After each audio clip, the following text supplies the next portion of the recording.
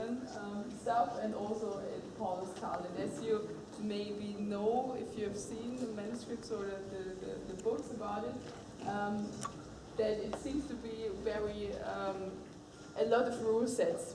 So that every time that you see a picture, there's another rule seems to be applied for it. So we just wanted to work with the Thalhoffer ones and try to make our own rule set on this, because we couldn't find or didn't do enough research to find enough sources where we could get proper rules somehow, and that's why we did the fun and just work with the techniques we had and build up our own rule set. So on the next slide, please. We found about 4 rule sets, maybe. At least. Yeah. Yeah. Okay. So the rules we picked out for what we are going to show you is that the woman wins if he is dead. Okay, that's an easy one. Or he's get pulled out of the pit. What we consider to be pulled out of the pit is if he is actually out of the pit or is lying on his shoulders on the back, because his feet aren't touching the ground anymore. Because in one of the Stücke that we found here in Thalhoffer is this one, where it says that she's doing an end stick here. So she's finishing the fight, even if his weapon is absolutely pointing towards her head, so he could hit her. So we think that the fight has to be over in this situation. That's why we think pulled out of the pit, lying on the ground on the shoulders is the end of the fight for here.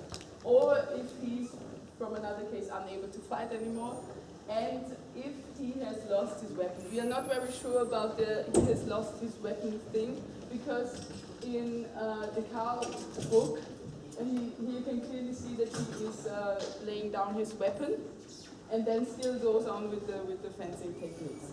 But in other rule sets, there are the rules that if you lose your weapon, you get another one. You have like 3 weapons, and every time you lose your weapon, you get another one, or every time you lose somehow a point, you get another one. But we are not quite sure if this rule of losing the weapon is applying to the Thalhoffer rule set. There is no picture where he is or she has actually no weapon, and we think it's kind of unfair maybe when he is putting down his weapon, because her weapon is tied to her arm, or sometimes even a longer sleeve. Thank you. With a stone inside. Yeah, that brings me to the weapons. It's a stone inside of a sleeve.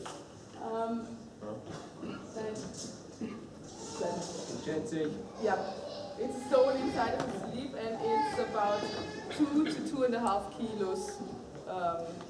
Yeah, this one is not. This one is about 1 kilo. It's just sand. It's just sand. No problem. Okay, and his weapon. Yeah, wooden mace. You all know that. That's a little bit too long, so we have a shorter one. And the weapons have to be the same length. Exactly. That's exactly the rules. Yeah. So we also go like this. Okay. So that's the last rule we are really not sure about, but we took it in. So if he is losing his weapon and it's really not reachable for him anymore, then the woman wins if the man's weapon is outside his reach. And on the other way, the man wins if she is dead, if she is unable to fight, or if she is pulled in the pit, and there are techniques for that as well.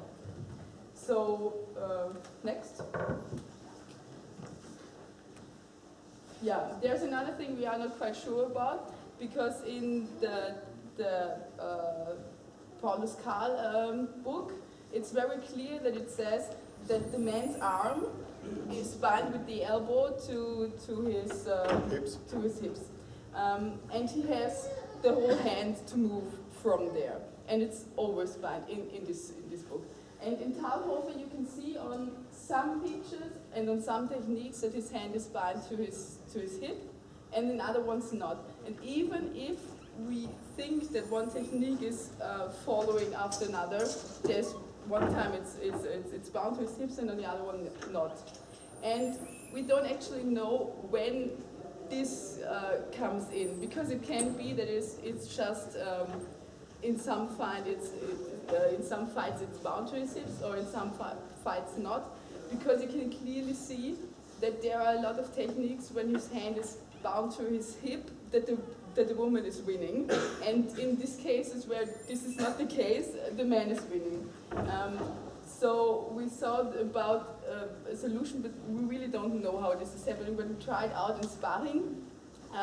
If his hand is bound to his hips, then maybe he is going to free himself while the fight, so that you have an opportunity for the woman in the first seconds of the fight, or something like this. So this could be a solution. And we also thought, but really don't know, if it could be that you just secure your hand there, because it probably is also so that you are losing, in the Paul Skal fencing book, if you touch the ground around the pit with your free hand. So that is in some cases also not allowed. So this could be the possibilities. So that was what we were working with. And now, yeah, we'll show you what we've got here. We go on with the techniques.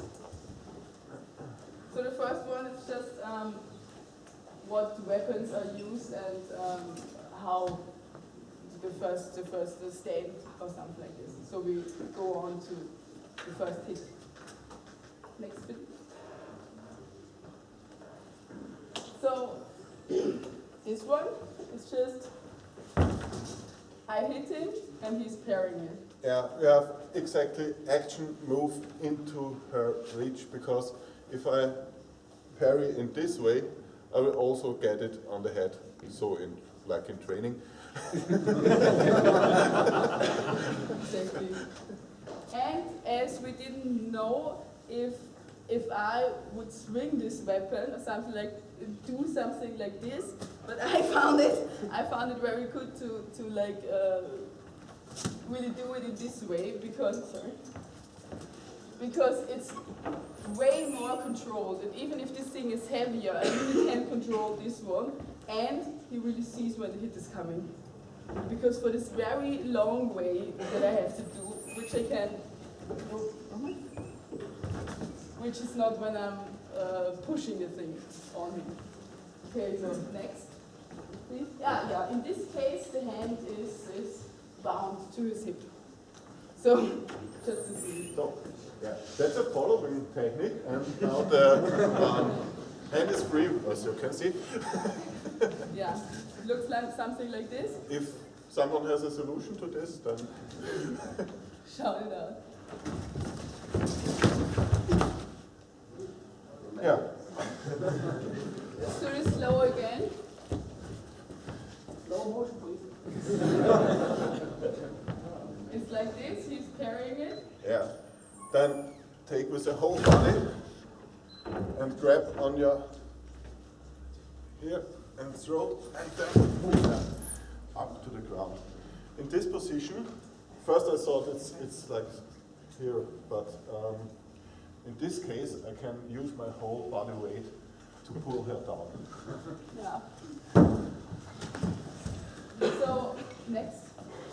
What can I do against that? What we think is also a following technique.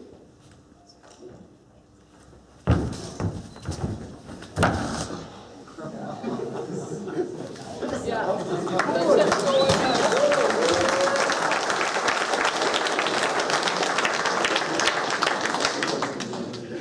So what happened here? He parries and tries to pull me towards him, and I just go around his neck and jump on him. And as he can move out of this pit, he can go away here. And I choke him from here on.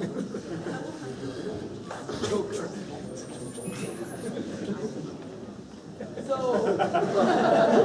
yeah, in this case, his hand maybe is is also bound. We can't see it here, but it works better if his hand is bound, actually. But it also works if not. And this technique is really a good one in sparring because it always works. Really a good one. Okay, so next please. When my hand is free, I can grab her feet or something. That's okay. a little bit. So hier die Beamer aufpassen. Bitte.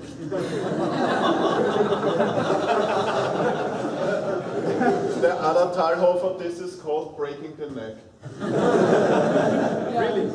Yeah. With this one we had a little bit of a struggle because we think that here is also the end position which applies when you put the other one on the floor with his shoulders, because also his weapon is free to move towards my head. So we think that also here is, if she can break his neck, and we don't think that it's that easy, then we don't try it out. Then I try to pull him. Yeah. Then I try to pull him on the floor with his shoulder.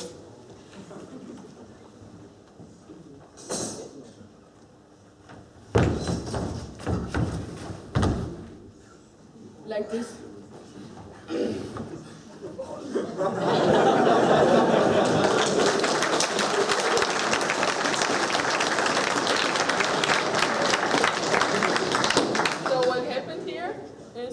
I'm hitting, he's going back, hitting for my leg. I probably get that one, and then go for his neck. And just pull him back. And he's, as you can clearly see, it's not very comfortable. And he can't really do something against that table, you know. Okay, so next. I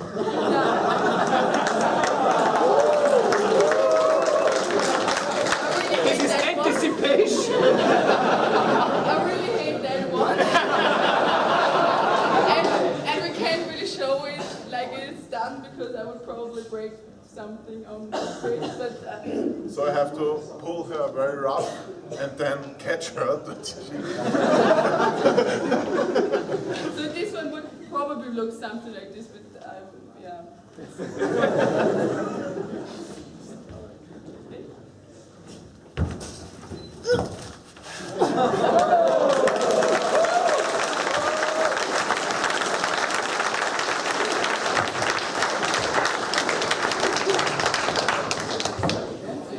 Okay, what happened here? I try to hit from this side, and he's parrying from the other side. Grab her on her wrist. Why is he parrying with this hand? Because he has this one free then.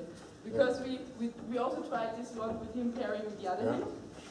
So when I parry here, I can move her. And just come in. I have no free hand now. Yeah. And that's an absurd thing to do because I'm just here, and then, as it always happens in the sparring, we come into a ring in, which looks something like this.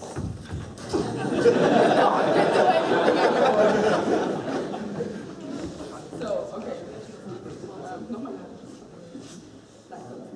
So it's pairing.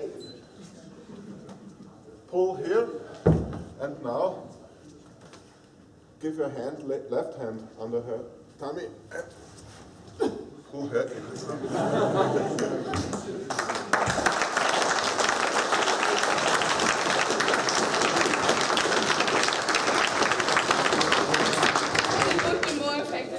Catch me, like So, next one.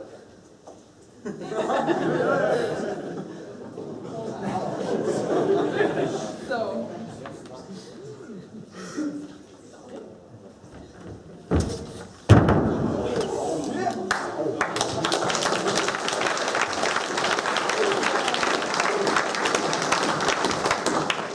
what happened here? As I tried to hit him, I came too close. Yeah, attack under, give my right hand in this position and come up here. And now I have 3 points on her feet. I block the right upper leg, block the left under leg, and now push her to the ground. Exactly. Very effective.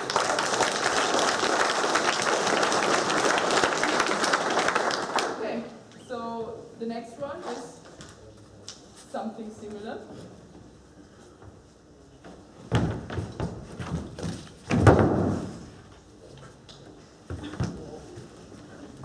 So for this one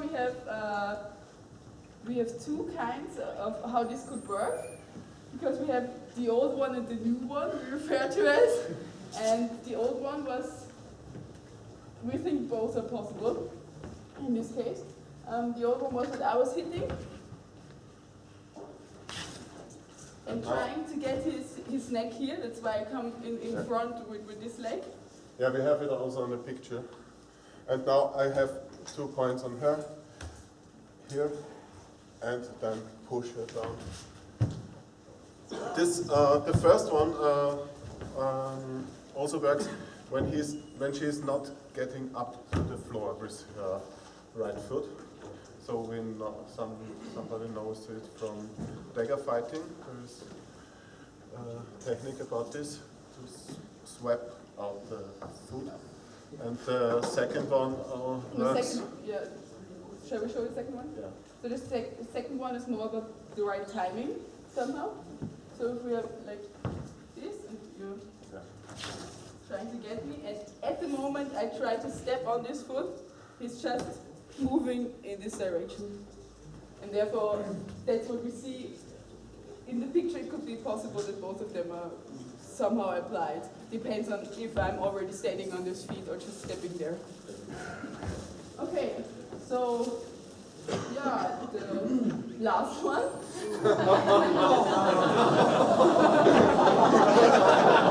Finally, about getting me out of the pit.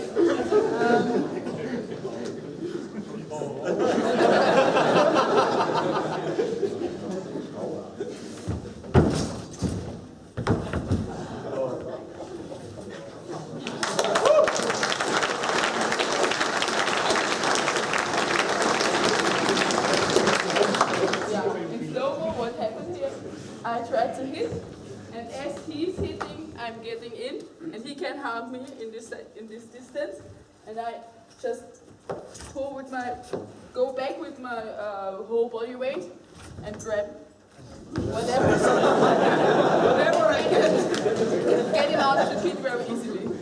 So, yeah, next slide please. So, this was about it. We have more questions after we did all these techniques than not that we had before, but we have a lot of questions. And what we wanted to do here is more or less start a discussion about it. Please bring information if you have anything on this topic. We'd love to see it. And also, we want to take you to maybe try it out, because it's really fun. So, for the afternoon, this stage will be here and will be free. So, if you want to try it, leave the weapons. But please don't hurt you, because Ollie is not very glad with this idea. Actually, everybody has paid already, so feel free to hurt me. Actually, Harry is the guy who will drive you to the hospital, so it's. And I will throw you. So this is the part where I say, don't try this at home, but you can try it here.